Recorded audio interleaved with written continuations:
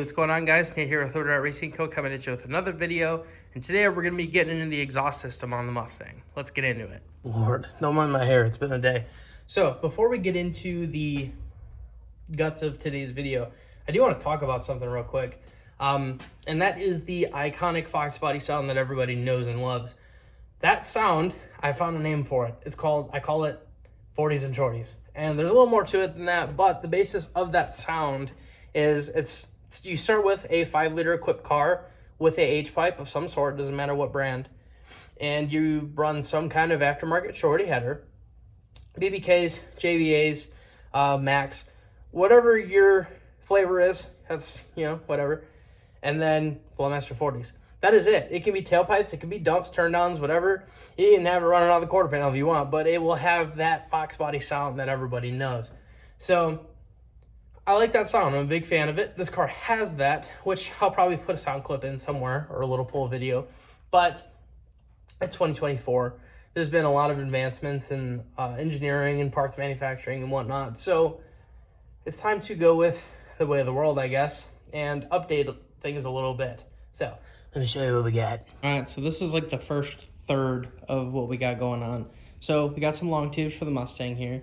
These are off Jegs. These are actually on sale right now for $175. So we're going to try them out and see what we get. Everybody in the review says they fit, but obviously every car's different, so we'll see what happens. But they actually do come with a few nice goodies that I'll show you. So you get your headers.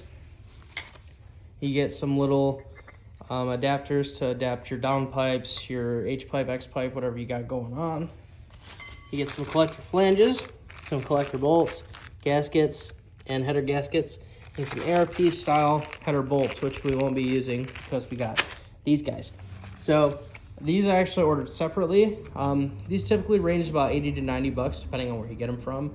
Alomar has them on their website for I think it's like 60 something. So had to scam these up. Supposedly these are the best in the business because they have locking like keys on them. So this will keep header bolts from backing out. Because as you guys probably know, if you have headers on your Fox body, the header bolts like to back out and you got to carry a wrench around because you're going to have to tighten them up once a month. That's just the way it goes.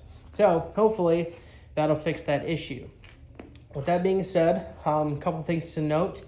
The steering shaft does have to go through this rear tube here. So we'll see if we can figure something out with doing that. They do have O2 bungs that I won't be using. I'll probably try to keep my wideband where it's at because it works. No point in messing with it. So that'll be the plan for that. So with that being said, let's get into that. So these are the pipes drop tips, which you can order off LMR, which I got these and the locking bolts together. Let me zoom out here. These are a 2-piece tailpipe, so the other half is in the box somewhere. But for those of you that don't know what drop tips are, so on a typical Fox body with like old school Flowmaster tips, the tailpipe comes over the axle and then curls back around the tank and just goes straight out. It's a pretty straight shot. Drop tips go over the axle and then come down and then curl back up for the tailpipe. And I don't know if there's any power gains to it, but it looks pretty baller. So we're going to run it.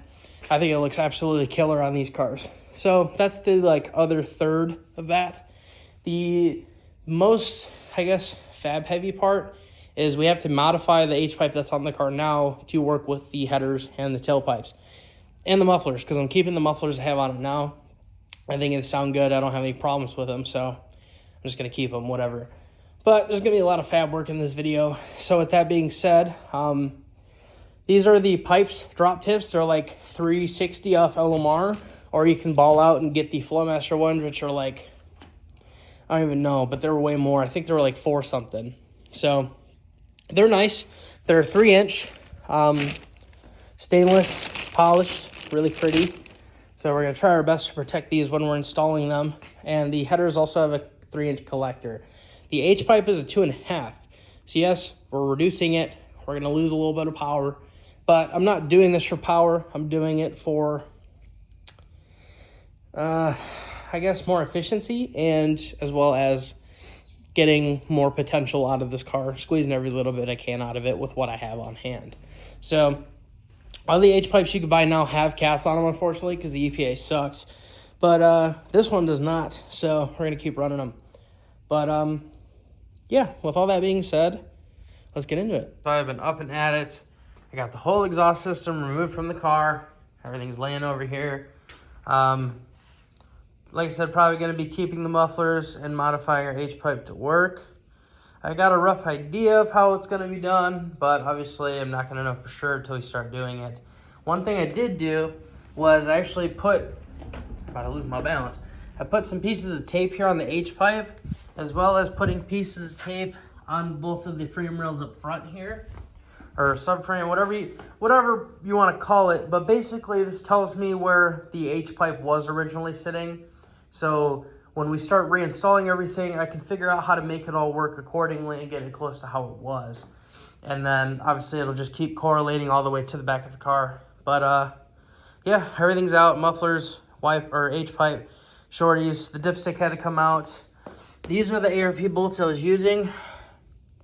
Just regular old school ARPs, which were fine, but like I said, they kept backing out. So hopefully these stage 8 locking bolts will do the trick. But yeah, not too bad. So I'm going to call it a night. It's getting late and I got to work tomorrow. So tomorrow I'll come back out here after work and start getting these installed. All right, guys, we got the long tubes in. Thank goodness. Shout out to my buddy Vinny that came over and gave me a hand doing this. I would not have been able to get this done without him. This is an absolute bear, guys. I'm not going to even lie to you. It's quite a bit of work, but I'm going to take you through everything we had to do to make this happen. So I started on the passenger side because everyone said this is the easy side, and I wanted to see what I was getting myself into. So what you do is you unbolt the motor mounts, pull your valve cover off, and you can jack the motor up and push it towards the driver's side. Once the studs for the engine mounts are clear of the K-member, you can push the motor over, and that'll give you the room you need to slip the collector and everything past the bell housing and the firewall, because it is kind of a tight spot and those collectors are fat. So once you get that done, this header drops right in. I got my stage 8 bolts just snugged down. I don't have the locking keys or anything on them yet. They're just snugged down.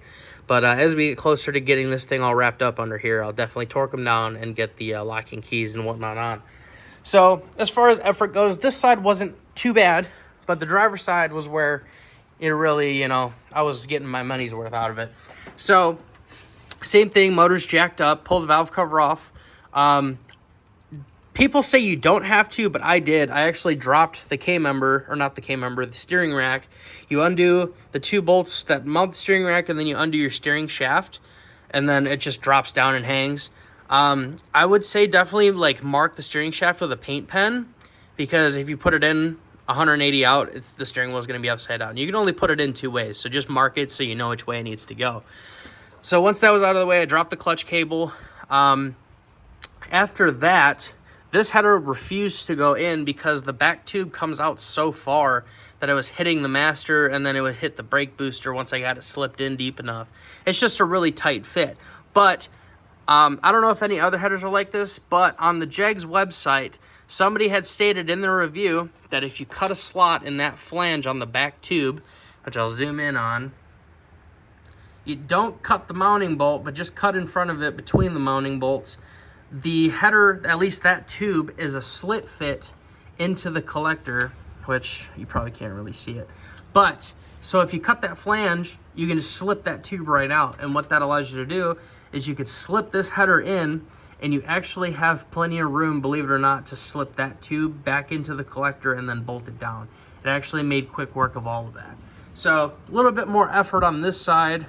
And in the moment, it seemed like a ton of work, but honestly, I don't know, it wasn't too bad. It was a bear. It definitely helps to have a friend to do this with you, because I needed my buddy Vinny to help pull the motor to the passenger side to kind of get everything situated.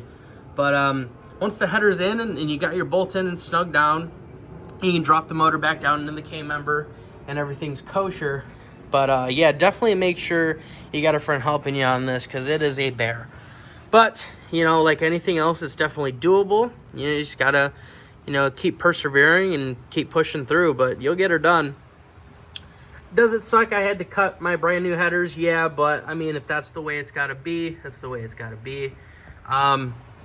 Like anybody else, I would definitely recommend putting a new starter on, because another thing the forums will write about is you don't have room. You will never have room ever again. So, yeah, just something to keep in mind.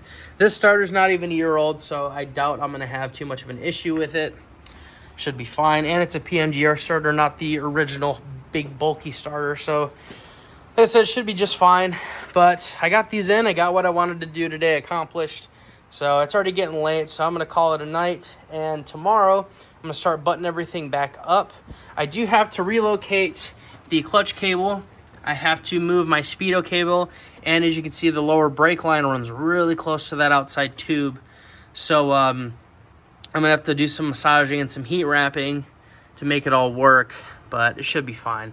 So yeah, like I said, I'm going to wrap it up for tonight. But tomorrow, we'll be back at it, putting stuff together. Guys, so another thing I wanted to point out was something I had to figure out the hard way. Before you bolt that number 8 tube back down, like I had mentioned, I cut that flange so the tube was just loose and chilling out in there. Before you put that tube back in and start bolting it down, reinstall your rack and pinion and your steering shaft, because I'll show you why. At least I'll try to. So there's technically 2 U-joints, if you want to call it that. So I have my U-joint that I have attached down here to replace my rag joint that absolutely sucked. But there is another U-joint right before, this isn't the best lighting. Hold on, let's see if I can do something here. There's another U-joint farther, yeah, you can just see the end of it. There's another U-joint back there right before the steering shaft slips into the column. That has to slip between the gap between 7 and 8 cylinder exhaust tubes.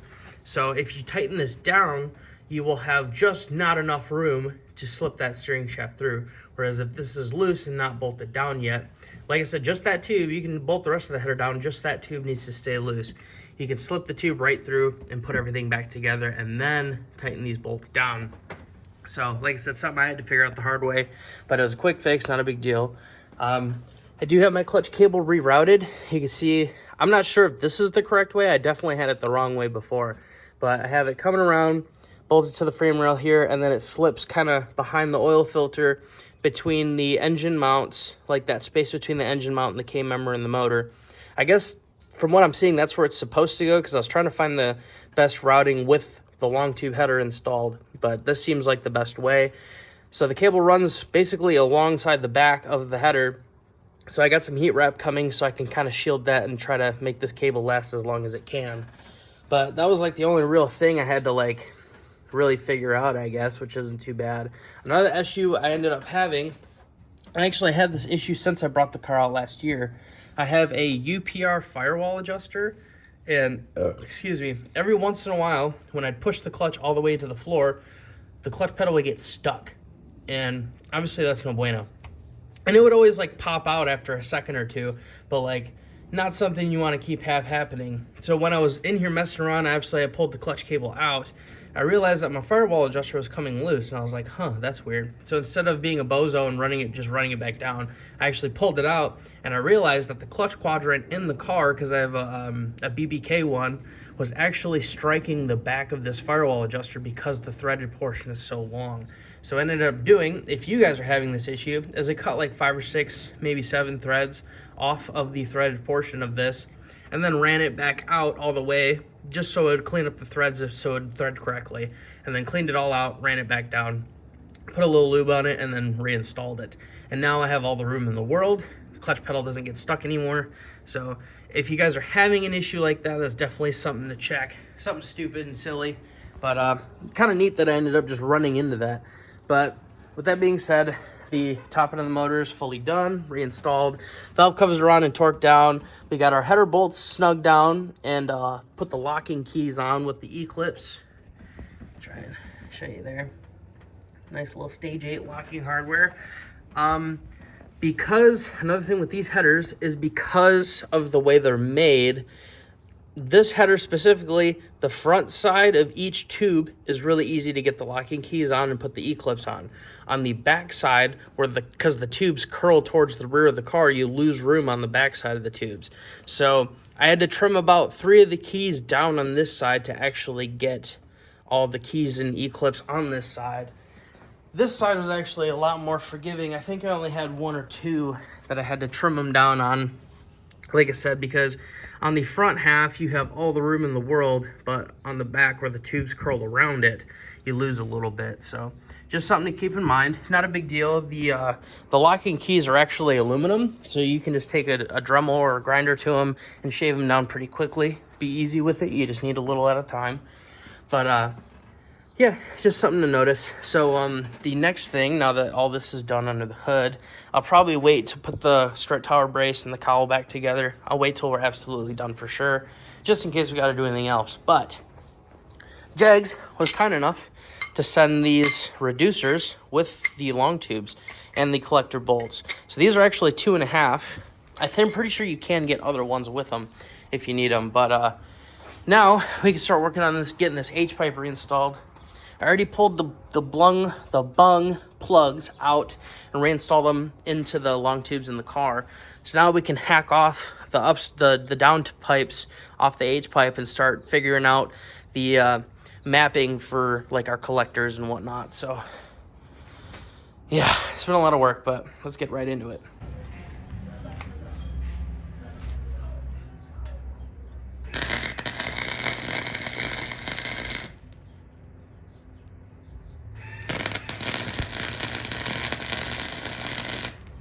All right, guys, as you can see, the H-pipe's almost done. I have one more bead I gotta finish, but I ran out of wire. But Ario felt generous enough to stop by today with his minty Hobart welder. Yeah, the Hobart. So we're gonna finish up this piece, get her bolted in, and we'll start getting the mufflers installed and see about possibly getting the tailpipes in. We'll see what happens.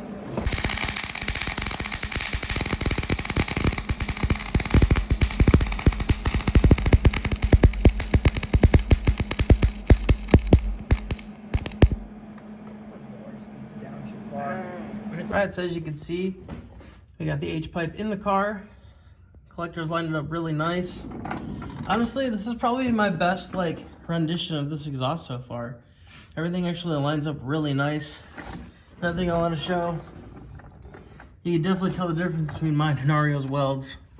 Flux core is just super messy, whereas this Hobart welder, where's it at? Right here. The Hobart welder really does the job. It's a nice little gas shielded MIG versus just flux core. But either way, came out really nice. So now I can start test fitting the mufflers, see where they sit, and then start seeing about getting these tailpipes in.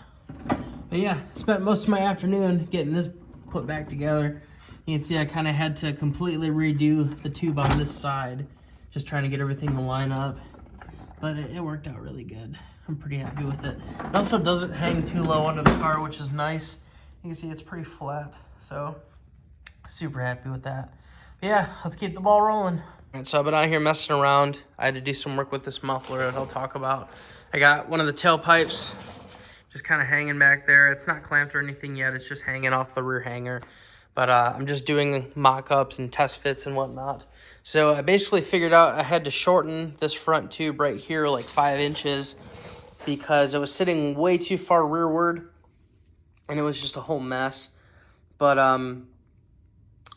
yeah, so I had 4.5 total plus the 1/2 inch I gained in length from using this coupler to slip inside the muffler, and it'll slip over the tailpipe. And I'll probably just clamp it together. I'll have to get some clamps tomorrow just for serviceability purposes. That way, if I ever have to drop the exhaust again, I can. But slowly but surely, I'm figuring all this out. It's just a lot of work. Ario's MIG setup is incredible. It makes such easy work of all this. His flux core, it does the job, right? It's what I've been using, but it's really messy. It's not always the best. It's not always the easiest to work with. The MIG just doesn't care. It just lays dimes every time. So Ario was kind enough to leave this with me tonight so I can try and attempt to get all this done. But I mean, MIG, even like my crummy MIG beads compared to my best flux core, like the MIG just runs circles around it. So shout out to Ario again for letting me borrow his setup and for teaching me how to use it and just helping me along the way with this thing. So yeah, I'm going to let this cool down for a minute, and then I'm going to try and do a mock-up with the muffler in the car with the tailpipe and just see where everything sits, see where I like it, and, you know, if it does work out, we can start burring it in and then get on to the other side. So I'll let you know what happens. I guess, as you can see, the car is completely back together and all done. It needs a bath really bad. But everything under the hood's back together. Strut tower braces is back on. Cowls all put back together. Let me get down low here for you guys. Building our own H-pipe using a factory shorty style one. And then shortening our muffler tubes down to push them forward more to allow the tailpipes to fit. It all ended up coming out really nice. And honestly, I absolutely love the way these tailpipes look. I think drop tips are just what this car needed. Now, I do need to get a shorter hanger bushing, that little rubber block with the holes in it for this side. Because as you can see, this one's kind of the fatter one. I guess you can't really see. But I just need to get a slightly shorter one. That way it pulls the tailpipe a little bit more up. But we got tire clearance for days. Everything looks phenomenal. So, with that being said, our exhaust was a success. I'll fire it up and let you guys hear it.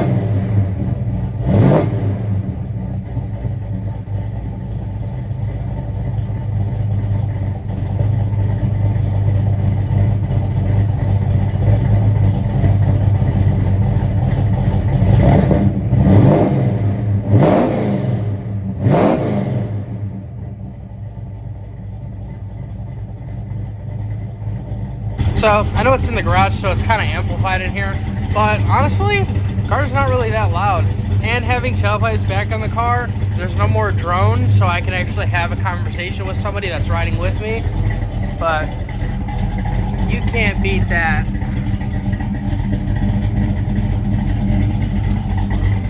It's still got the sound. It's still got the 5-liter sound that everybody knows.